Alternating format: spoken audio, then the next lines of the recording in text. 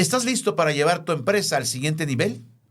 En Impulsores Empresariales nos especializamos en impulsar el éxito de las pequeñas y medianas empresas en México. Con muchos años de experiencia, ofrecemos servicios que abarcan desde la consultoría en finanzas corporativas hasta la gestión del cambio y la salud ocupacional. Nos adaptamos a las necesidades específicas de cada empresa, porque entendemos que cada negocio es único. Nuestro equipo de especialistas está enfocado en ofrecerte soluciones que optimicen tus recursos y te permitan crecer de manera sostenible. No importa el desafío, estamos aquí para ayudarte. Impulsa tu negocio con nosotros.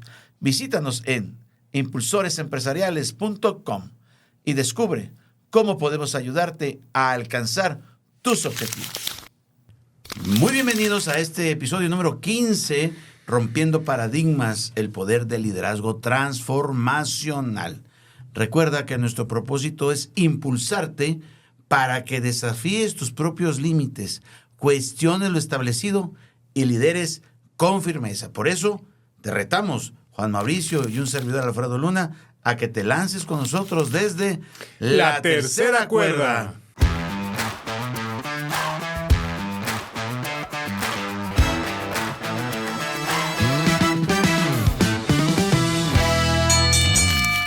Alfredo, hoy vamos a tener realmente un episodio muy interesante porque nuestro invitado especial, como todos nuestros invitados, tiene una trayectoria fascinante en el mundo de la formación ejecutiva, tanto de altos mandos directivos como de los mandos medios. Eduardo, con quien vamos a platicar en un momento más, nos va a hablar de la importancia, por ejemplo, de elementos como lo que es un gobierno corporativo. Como una empresa que empieza a desarrollarse, necesita empezar a tener este tipo de recursos para poder continuar su ritmo de desarrollo, de innovación y de crecimiento. Y de lo que hemos denominado en esta plática que surgió con él, de los pecados capitales, ¿no?, que hacen que una empresa no pueda crecer ni desarrollarse. Sí, este concepto de los pecados capitales surgió de una manera muy espontánea y muy natural. Inventado aquí en la tercera cuerda. Exactamente. Ustedes van a ver en este episodio, en esta primera parte de la entrevista con Eduardo, cómo él nos explica este tema que realmente resuena con la necesidad de profesionalizar la gestión empresarial en cualquier organización. También vamos a discutir y vamos a platicar con Eduardo cómo él ha manejado el delicado equilibrio entre la profesionalización de la empresa y la necesidad de mantener una cultura organizacional fuerte y cohesiva. Su experiencia nos muestra que no es suficiente tener una estructura, sino que debe estar alineada con los valores y la visión de la empresa. Sí, me llamó mucho la atención porque en otros episodios hemos hablado de la importancia del desarrollo, de la innovación, del crecimiento en base al talento. Y él dice, todo eso es muy importante, pero también cómo vamos a generar los cimientos para que eso se pueda dar. Entonces hay que crear la estructura, alinearla, como bien dijiste, a los valores, a todo lo que son el propósito, objetivos de la empresa, pero sobre todo en estos empresarios, en estas personas que están emprendiendo proyectos, e ir generando a la vez una estructura para soportar eso que va a ser su crecimiento. Definitivamente esto es esencial y pues sin más ni más te invito una vez más a que busques una pluma, un lápiz, una libreta, tu celular, tu tableta, tu computadora, ahí donde estás escuchando, ten a la mano cómo tomar nota o notas de lo que Eduardo Fernández nos va a compartir en esta primera parte de la entrevista que le hicimos hace algunos días. ¿En dónde? Aquí, en la tercera cuerda. Eduardo Fernández es un líder ejecutivo con más de 12 años como director general de ICAMI, Centro de Formación y Perfeccionamiento Directivo en Guadalajara. Con experiencia previa en Citibank y el IPADE Business School, ha liderado equipos y programas estratégicos para mandos intermedios y alta dirección. Ingeniero industrial por la Universidad Panamericana y maestro en dirección de empresas por el IPADE. Eduardo combina su enfoque analítico e innovador con un liderazgo empático que inspira a equipos a alcanzar objetivos comunes. Bienvenidos una vez más a esta sección que ustedes han estado siguiendo y que han estado captando todo lo que nuestros invitados han compartido de sus experiencias, de sus vivencias. Y pues bueno, en esta ocasión tenemos un gran invitado, como cada programa, como cada episodio tenemos grandes invitados y claro, todos son de lujo. Y en este caso no es la excepción. Adelante, Juan Mauricio, preséntanos a nuestro invitado de este episodio. Así es, Alfredo. Hoy la tercera cuerda se viste de honor, ¿no? De gala, porque además estamos cerrando la primera temporada de los episodios de la tercera cuerda.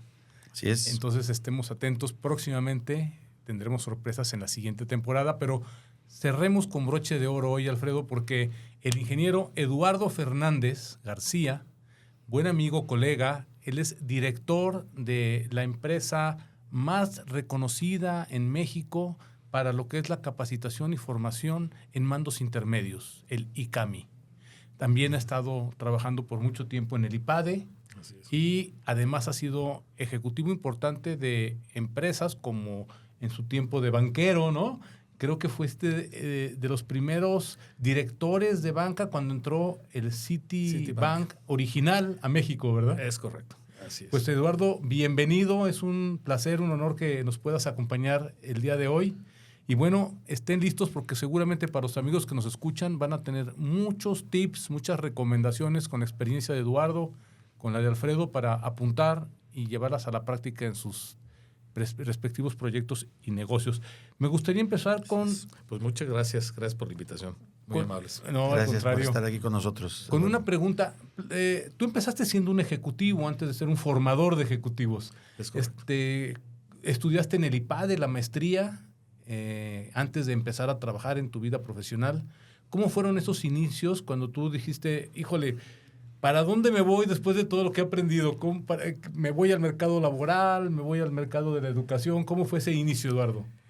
Bueno, pues después de hacer una licenciatura aquí en Guadalajara, empecé a buscar espacios de desarrollo. Finalmente no encontré exactamente lo que yo buscaba y viendo las alternativas, consideré que era el momento adecuado para tomar un programa de maestría.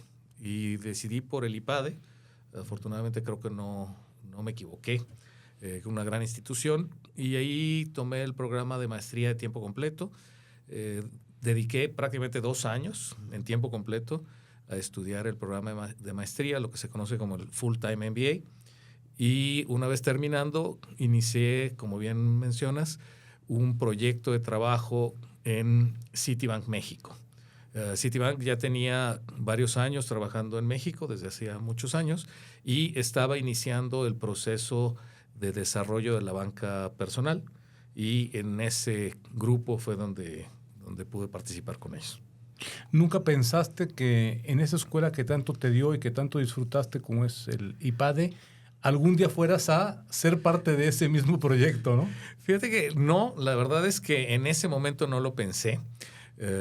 Por supuesto que tengo un cariño especial por la institución, por el IPADE, y siempre mantuve el contacto con el instituto, y en algún momento se dio la oportunidad y ahora sí, sin pensarlo 2 veces, me integré al equipo de IPADE aquí en Guadalajara y estuve manejando los programas de alta dirección para directores generales, dueños de empresa, presidentes de consejos, que es el AD2, y los programas de dirección, el D1.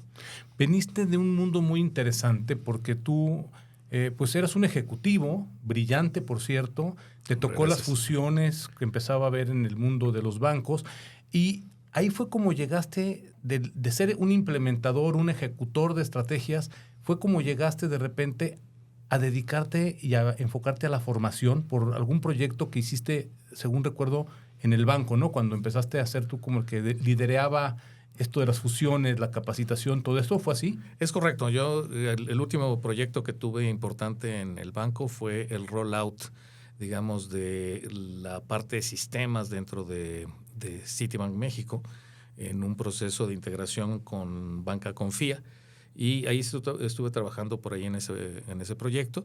Ahí descubrí efectivamente ese gusto por la capacitación, por el desarrollo de las habilidades directivas, y a la hora que encontré una institución como el IPADE, pues como te digo, me integré rápidamente y pude desarrollar algunas habilidades ahí para el desarrollo de los ejecutivos. Pues es una enorme responsabilidad pensar en la oportunidad que se te da o que encuentras y la aprovechas de empezar a buscar la manera de formar a otros.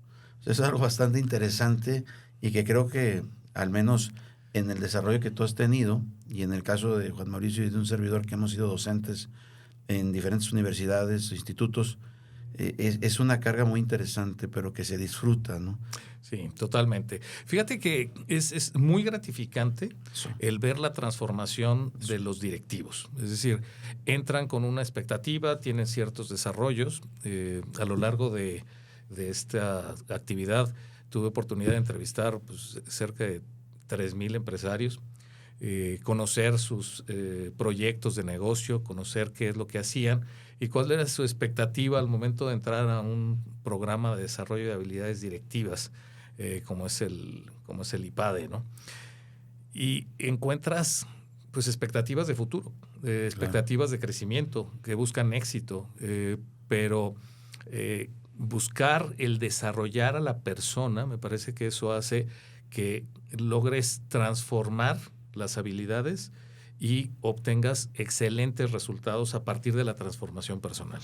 Eduardo, bueno, es un perfil muy interesante, los que hemos tenido la oportunidad de hacer algo en la docencia, pero antes de haber trabajado como ejecutivo, yo creo que esa mezcla te hace a ti tener una empatía con el empresario. Y después de esas más de 3,000 entrevistas, de haber acompañado como mentor a algunos empresarios, alguna vez platicábamos de que no todo mundo tiene esa vena, ese perfil de emprendedor o de empresario. Más o menos con tu experiencia, sí, ¿cómo tú enmarcarías ese perfil? Porque pensamos a veces de que cualquiera puede ser un empresario o un emprendedor.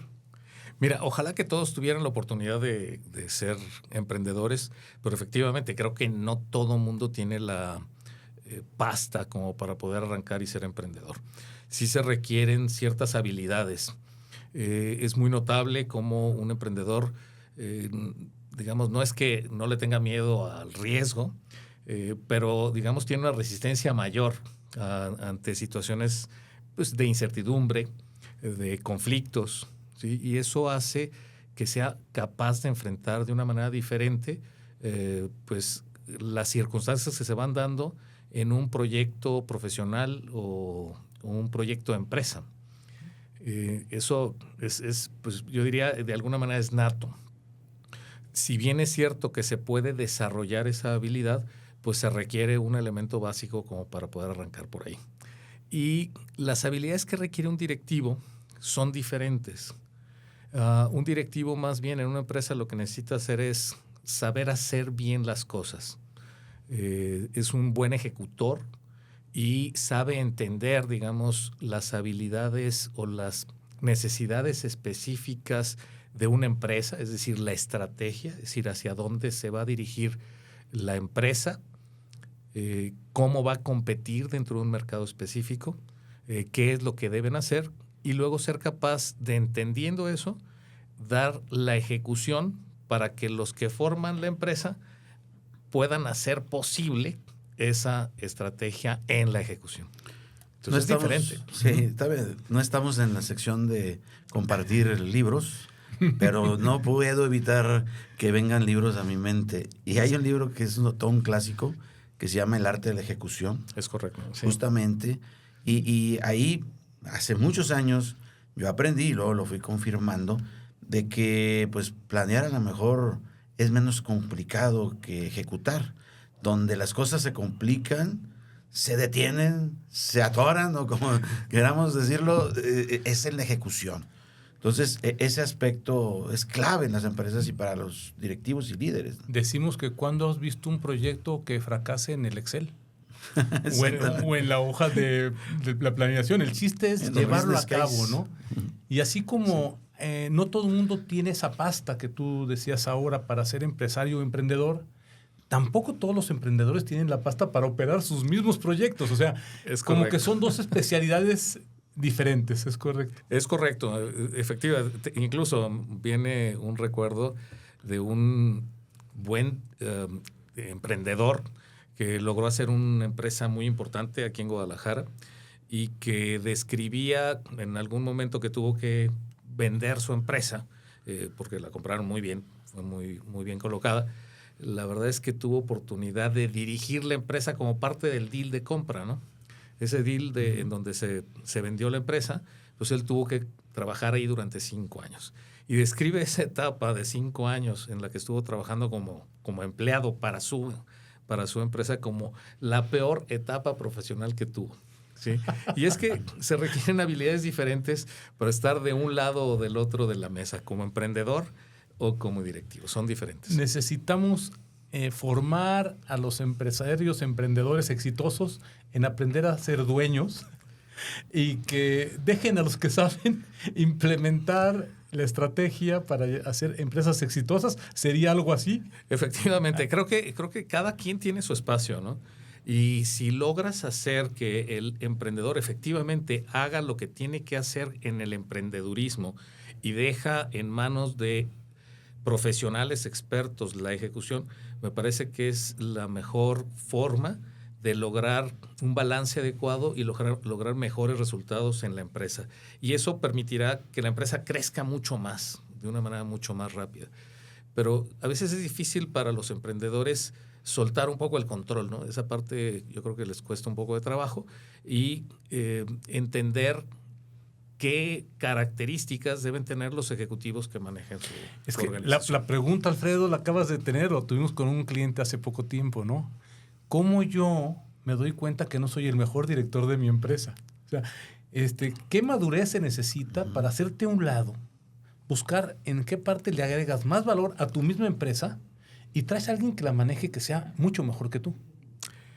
Fíjate que yo creo que ese en la elemento, operación, ¿no? ese elemento de traer a alguien que sea mejor que tú, yo lo matizaría, porque, a ver, yo creo que es difícil sustituir a un emprendedor por una sola persona. Es decir, no es como un cambio en un equipo de fútbol en donde sale un defensa y entra otro defensa.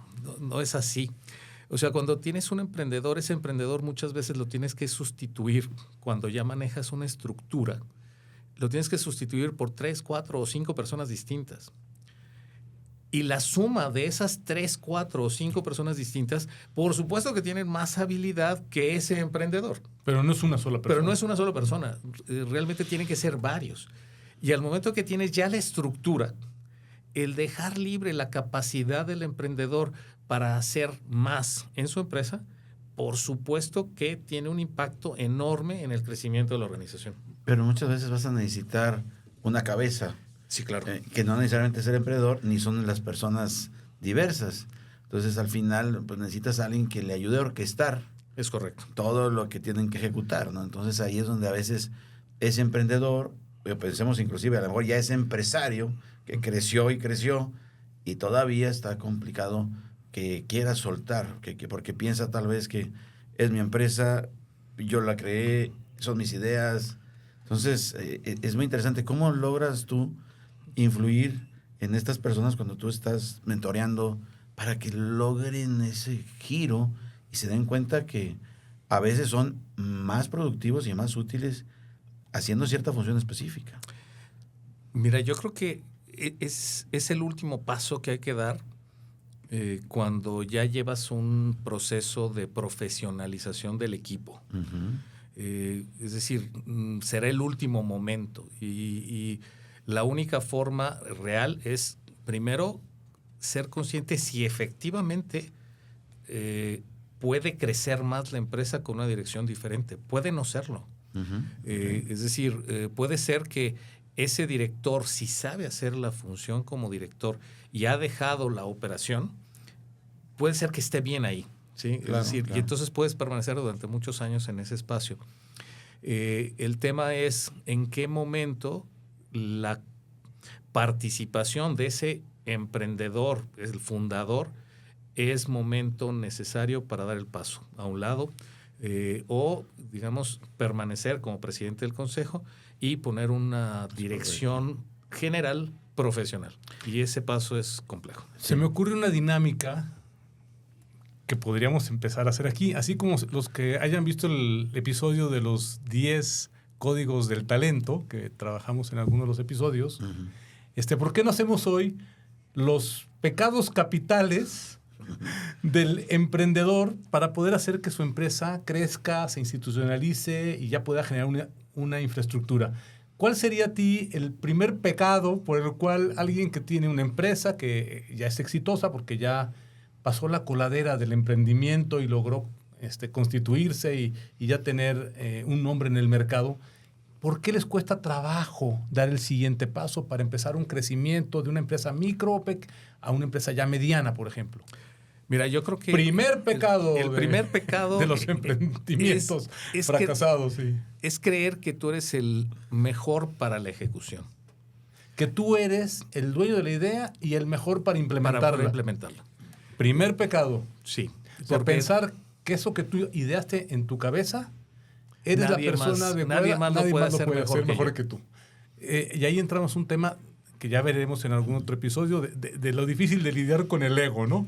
Es correcto. Buenísimo. Segundo pecado que tú consideras es los errores que cometemos a la hora de buscar este crecimiento. Fíjate que un problema es tratar de crecer de manera, digamos, lineal. Un poco lo que comento, es decir, para poder sustituir las funciones que tiene un emprendedor, es decir, el fundador de la empresa, en donde tiene distintas cachuchas, es decir, al mismo tiempo que es el que vende, a veces el que está operando o es el que está manejando la logística de entregas. Pensar que de manera lineal puedes crecer, me parece que es un error. Tienes que crecer, digamos, y delegar una de esas funciones, solo una, ¿sí? Para que esa la pueda llenar alguien más. Sería como cambiar tu multitask a cuestiones especializadas.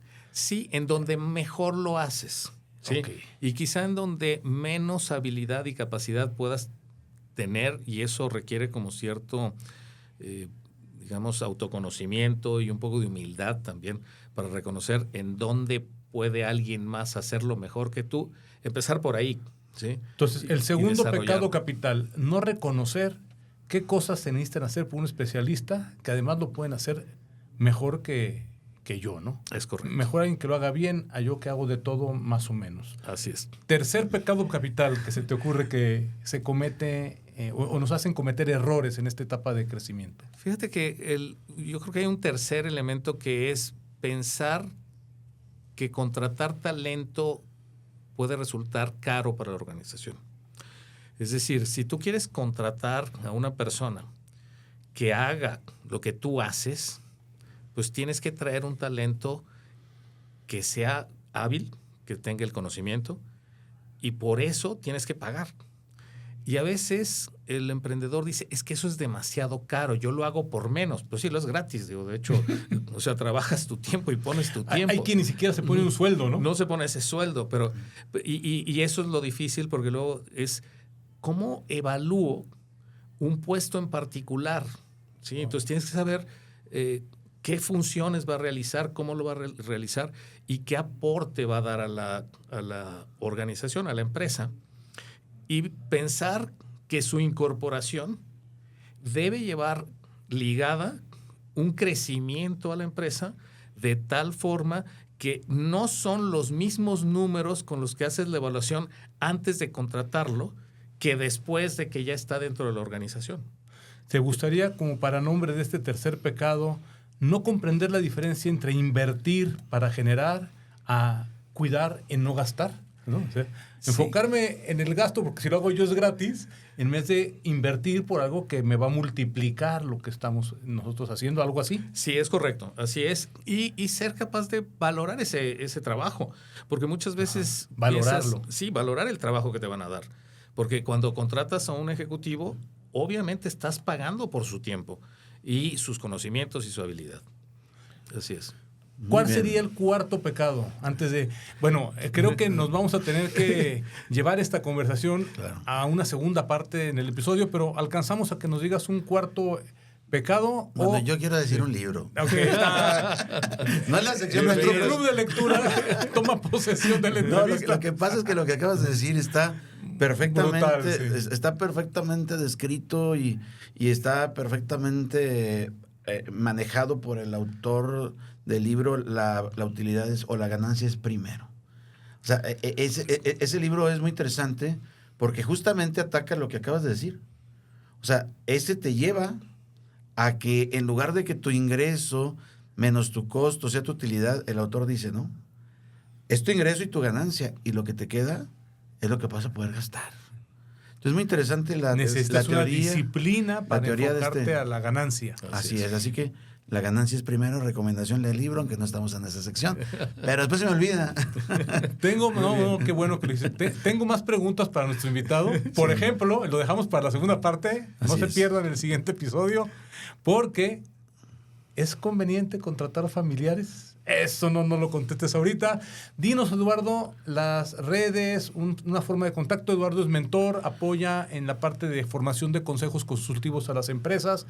Si alguien quiere buscarte para una asesoría más particular o quiere contactar contigo para que le des informe de todo lo que haces, ¿cómo te pueden encontrar? Claro, me pueden encontrar directamente en LinkedIn.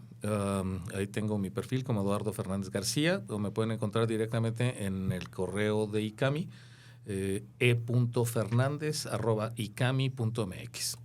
Ahí está. Y entonces, Pues nos vamos con Eduardo a arrojarnos para irnos al siguiente episodio desde La Tercera Cuerda.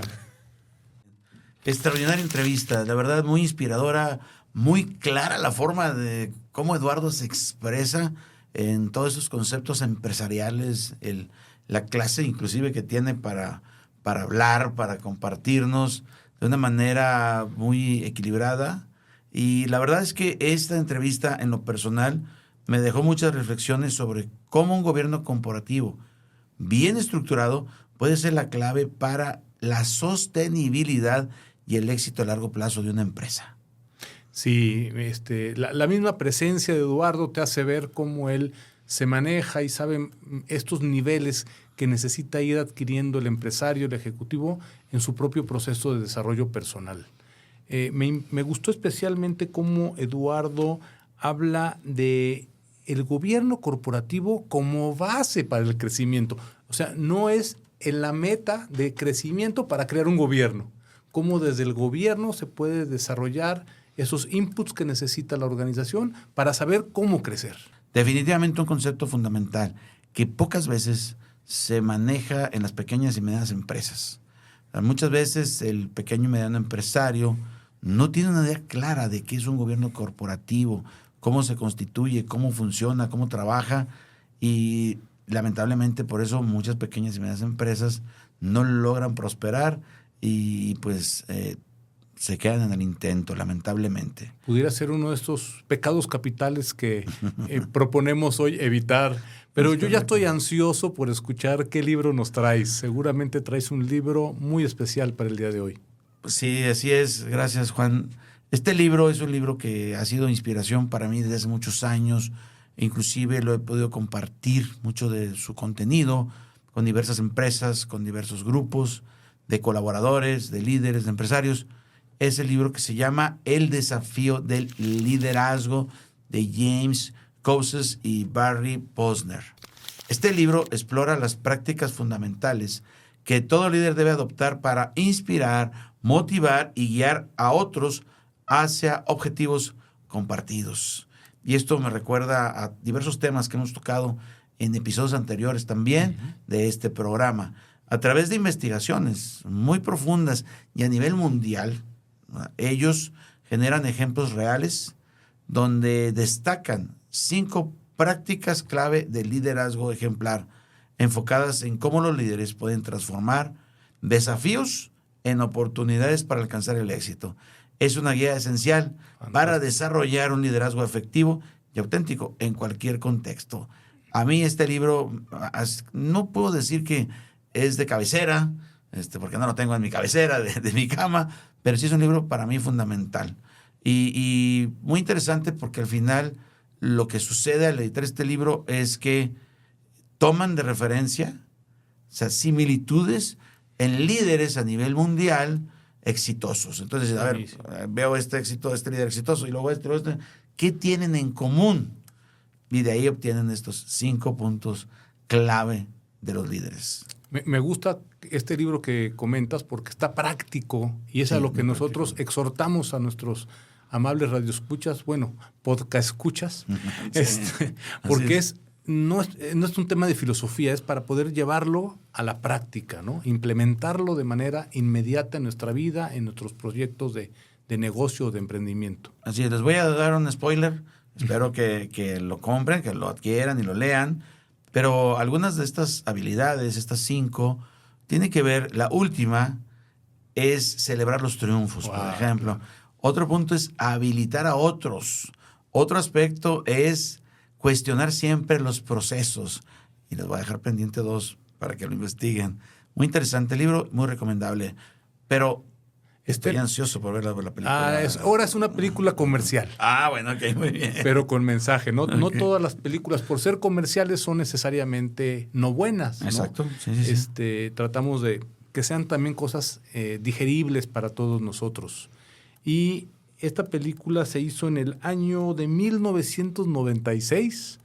También va a ser un atractivo visual para nuestras radioescuchas mujeres, ¿no? Para el género femenino, porque el actor principal es Tom Cruise y la película es Jerry Maguire. ¿No? Genial esa película. De cómo me encantó. Necesitamos reinventarnos a partir de nuestros valores, que también es un tema que platicamos con Eduardo, ¿no? En esta tendencia que hemos visto con varios de nuestros entrevistados de enfocarnos en esa línea de desarrollo espiritual en lo personal, que es lo que alimenta todo lo demás, incluso las otras inteligencias.